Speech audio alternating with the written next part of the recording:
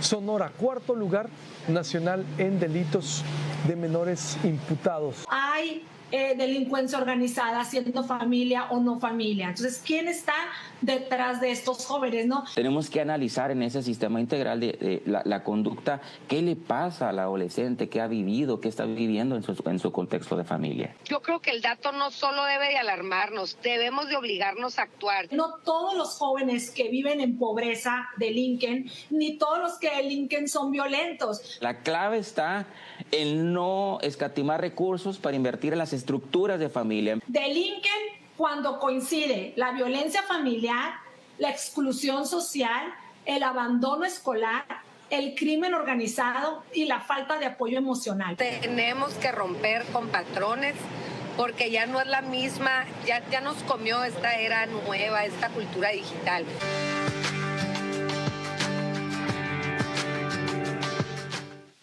Saludos por allá, buenos días Carolina Burgos y Mariel Montes, ¿cómo les va? Qué gusto. Buenos días, buenos días. Hola, buenos días. Por acompañarnos y hoy se incluye, también invitamos buenos días.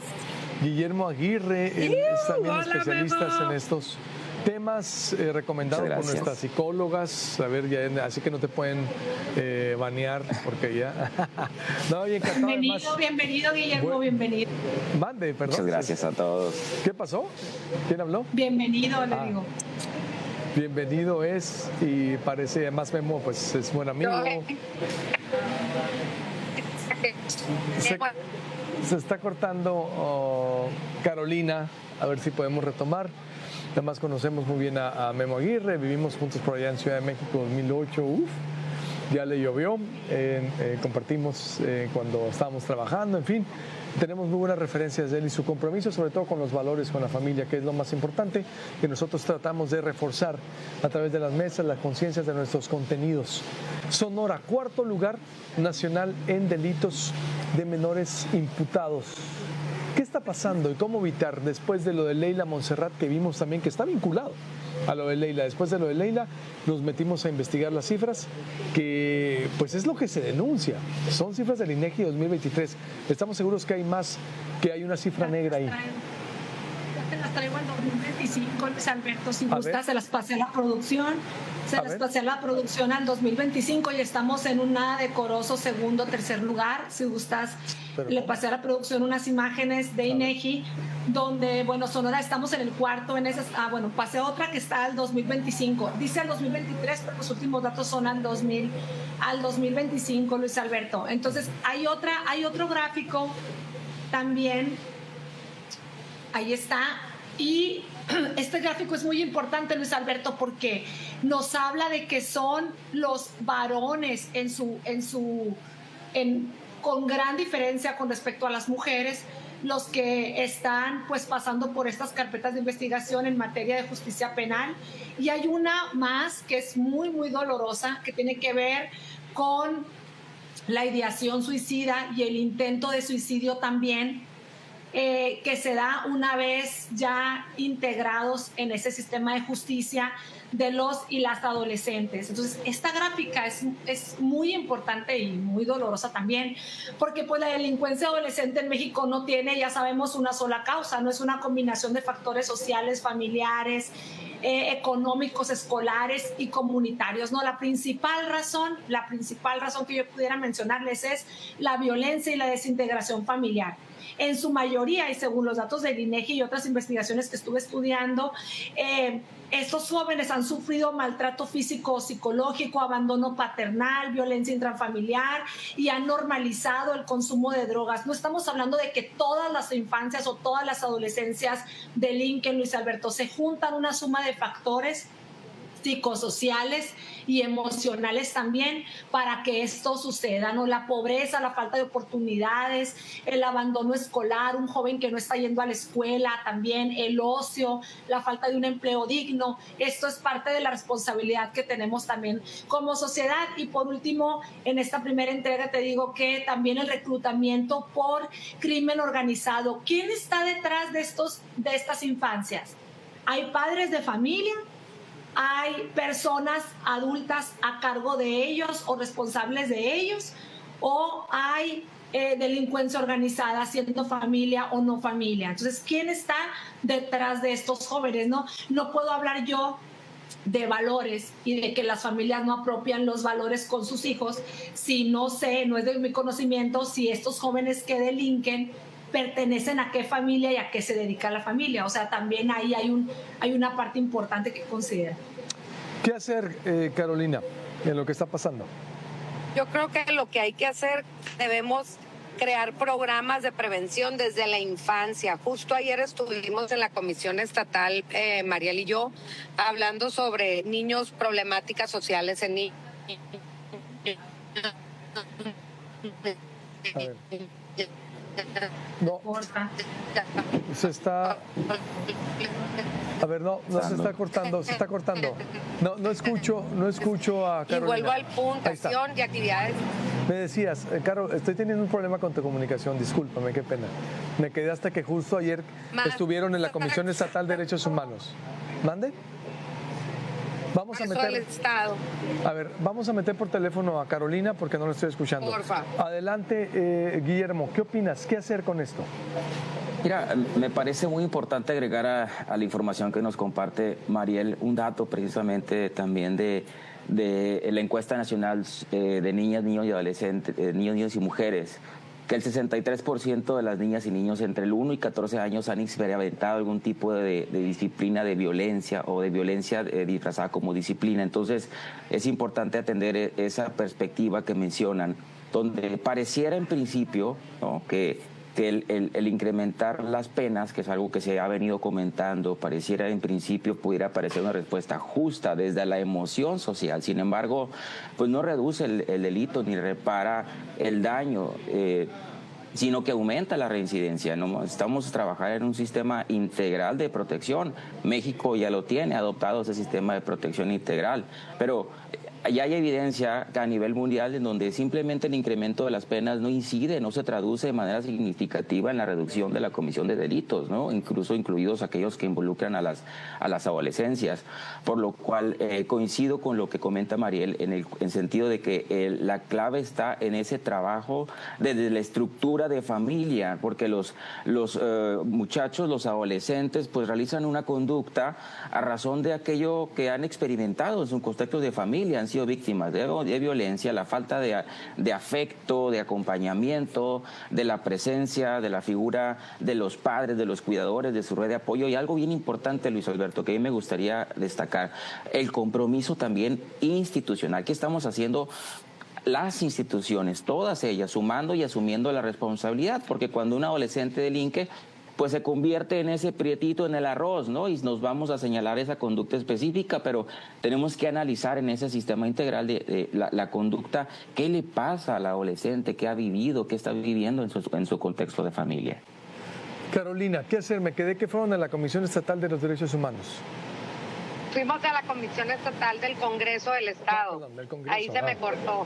Ajá, okay. Y estuvimos hablando sobre el qué hacer con los niños, niñas y adolescentes, ¿no? O sea, sí coincidimos algunas especialistas en que tenemos que irnos a prevenir desde la infancia, a volver a lo básico, a tener más acceso a la educación y actividades deportivas y culturales, apoyo a las familias. O sea, tenemos que empoderar a las familias en valores para reforzarles el verdadero sentido de pertenencia a estos niños. ¿Por qué? Porque son niños o niñas que se están yendo al crimen organizado en Sonora y las cifras sí son alarmantes porque estamos en una cifra mucho más alta con estados como Jalisco, que tiene más población, ¿no? Entonces, yo sí concuerdo con Guillermo en cuanto a reforzar los sistemas de justicias para adolescentes, porque crean una barbaridad, algo terrible como lo que pasó en San Luis, y no están trabajando en un sistema punitivo. ¿Por qué? Porque los van a soltar en 2, 3 años, dependiendo de la edad.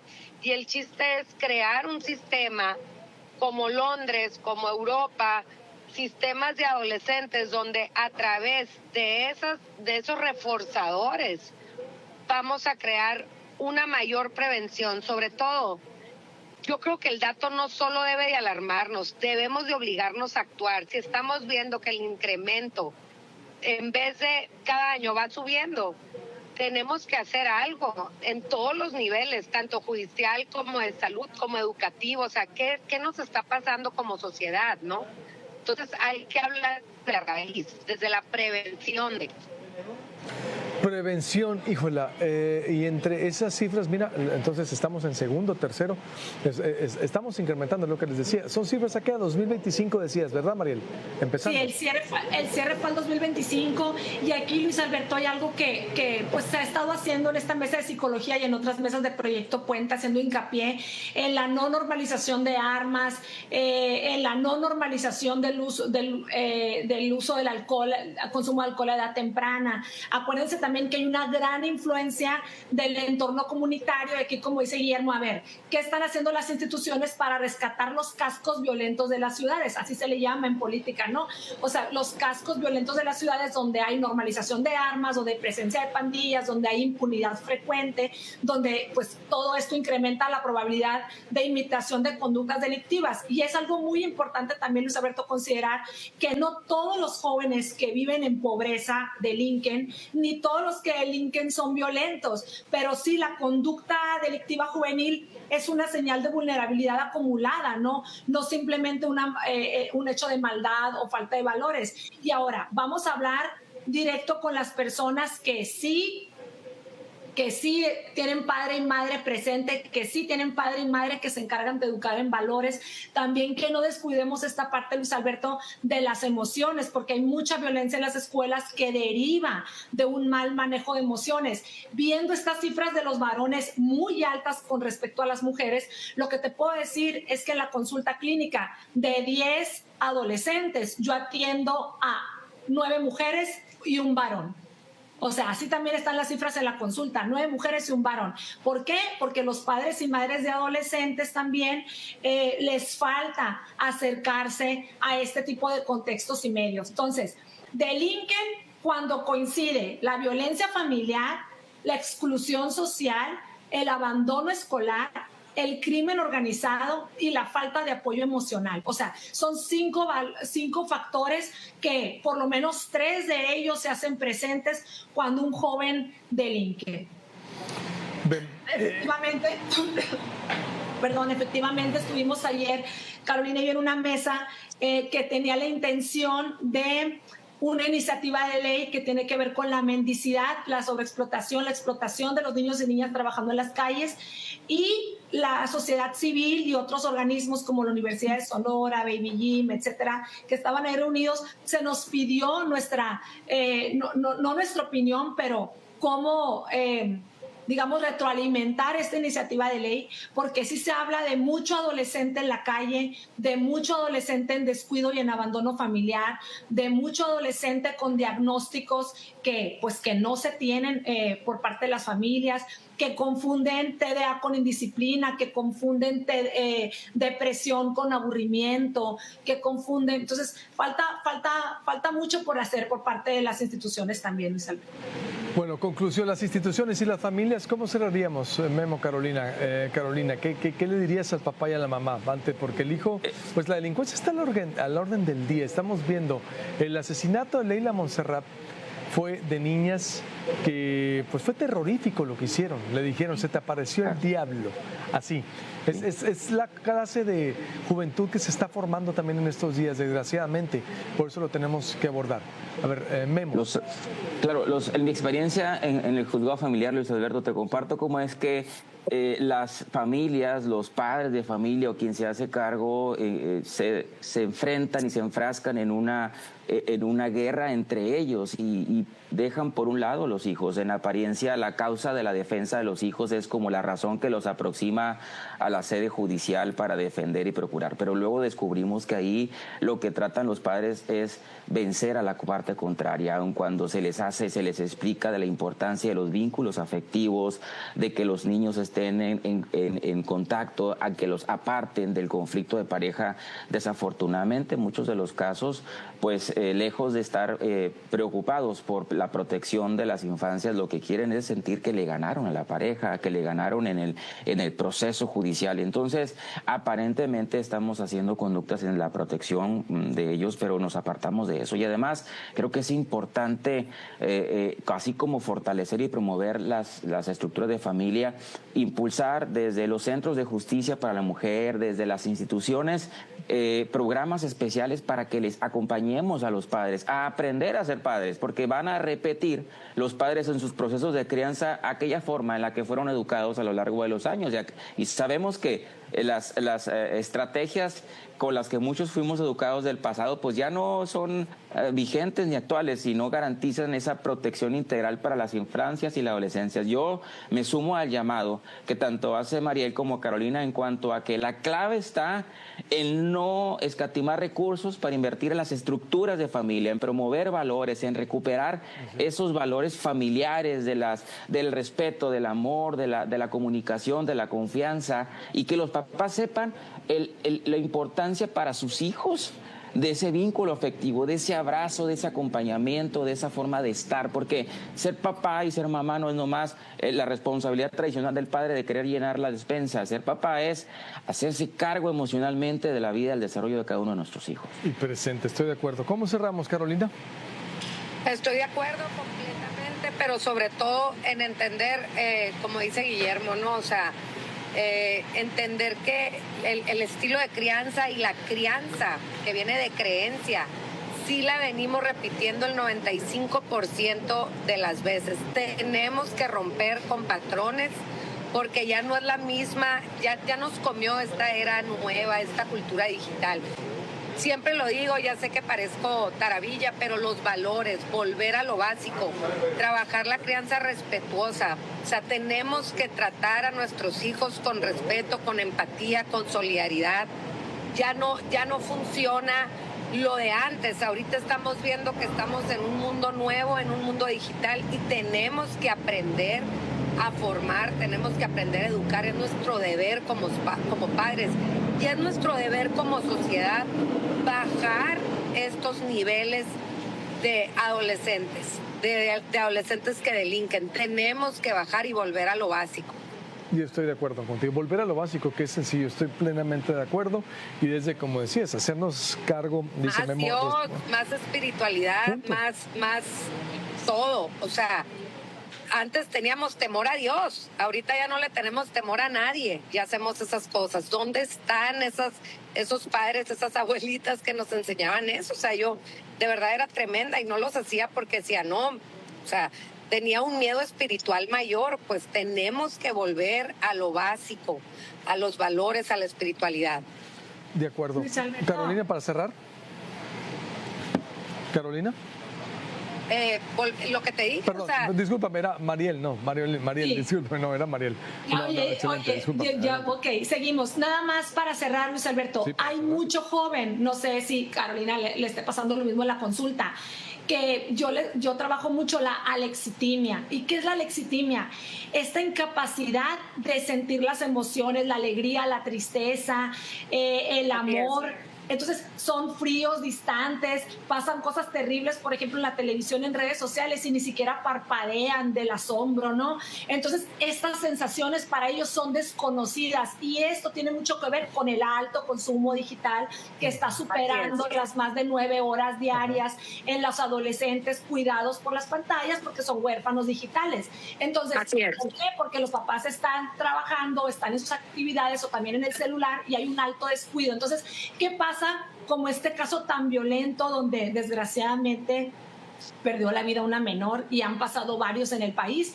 Estos jóvenes también, los que padecen alexitimia, están en búsqueda de sensaciones más retadoras, y pasa mucho en estos casos como este que pasó cuando se cometen crímenes, como cuando se cortan, cuando hay problemas cuando hay situaciones de cutting, cuando hay se cortan el cabello. O sea, a veces están buscando esas sensaciones que no logran sentir, o sea, no voltean a sí mismos y hacia adentro. Entonces hay una incapacidad para sentir todas las emociones, incluso para sentir amor.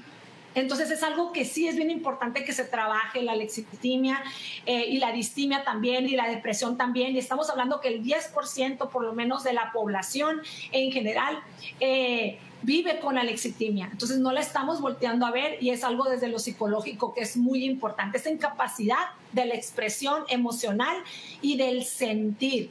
¿Por qué no estamos sintiendo? Somos ajenos a la realidad y al dolor de la persona, del prójimo con el que convivimos. Sí, somos, no sé, o hemos normalizado más bien, ¿no? Más, es decir, la violencia como forma de vida, las situaciones que estamos viendo, ese es el peligro, que estamos llegando ya al punto de la normalización. Se llegó como verlo normal, y ese es el riesgo, no debemos dejarlo caer. ¿Dónde te pueden contactar, Mariel? 6621-040454 y en Psicoeducarte MX en Instagram. Recordándoles que este sábado tenemos un evento más allá del espejo en la Universidad de Sonora, 2 psiquiatras, una nutrióloga. Vamos a hablar sobre imagen corporal en positivo y sobre adolescencias. Especialistas vienen de Ciudad de México a hablar sobre las adolescencias. Memo, ¿dónde te pueden consultar o seguir? Gracias, Luis Alberto. Nos encontramos en Facebook, en CEFAM MX, CEFAM MX.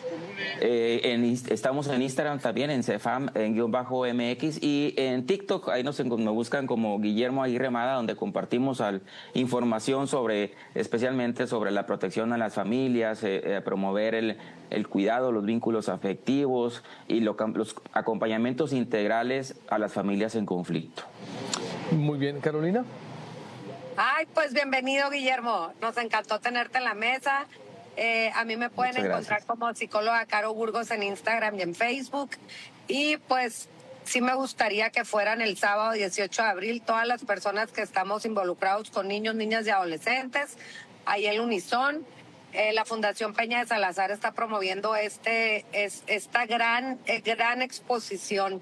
Viene gente muy preparada de México y hay que empoderarnos de información. Todas aquellas personas que tenemos a cargo a niños, niñas, adolescentes, y también que somos mamás y papás. Gracias, te agradezco mucho, y por supuesto los invitamos a seguir esta mesa de análisis como todos los martes. Muy buenos días, gracias, nos vemos el próximo martes, ahora sí en el estudio los tres. Carolina Burgos, gracias. Mariel Montes y Memo Aguirre, bienvenido. Gusto, Guillermo. Muchas gracias por la invitación, un placer estar aquí. Tiene que haber debate también, por supuesto, de todo. Híjole.